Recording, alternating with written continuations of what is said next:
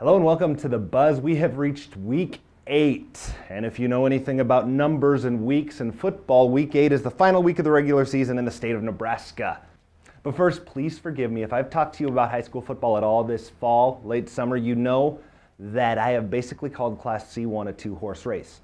I don't think football is horse racing. I know it's football, but I also now believe that it's not quite as set in stone as we once thought it was.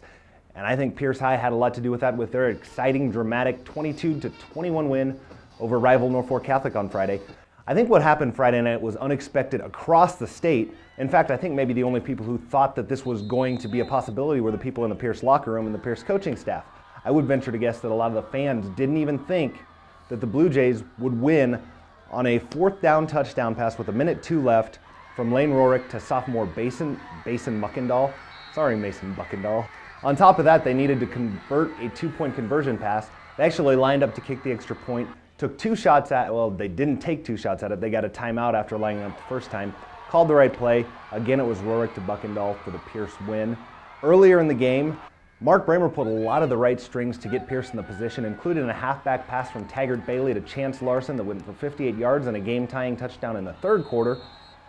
Larson had earlier caught a beautiful diving touchdown pass to get the Blue Jays on the board after Norfolk Catholic had gone up following a Pierce fumble. It seemed like Pierce continuously battled back in this one, taking advantage of Norfolk Catholic mistakes and writing one of the better chapters that this rivalry has seen over the years.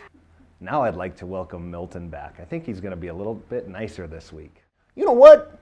I'm a big Battle Creek football fan. I watch all the Braves games whenever I can. I haven't watched them yet this year, but I still love the Braves. I've only been to Battle Creek once, and that was to watch Ratatouille with my best friend Buck. But you know what I think? I think if I'm from Battle Creek and I'm playing high school football in a purple and gold uniform, I'm a very unhappy camper right now. Why? Because they get no respect from anyone. The Braves just continue to win and win and win against very good teams, and they continue to put up some amazing numbers. Numbers like 6 and 12, those are very amazing numbers, but they're only number 7 and 8 in the state. What the H-E double hockey sticks is wrong with that? I think a lot. I think the Braves are going to show a lot of people come playoff time that Northeast Nebraska is still the king of high school football, and if you got a problem with that, you can eat my cheese. Now getting back quickly to what Milton was talking about, we could have the game of the year, not just in Class C2, but across the state. That's Thursday night in Battle Creek. It's for the C2-6 District Championship between Battle Creek and Lutheran High Northeast. Teams go in undefeated, both of them.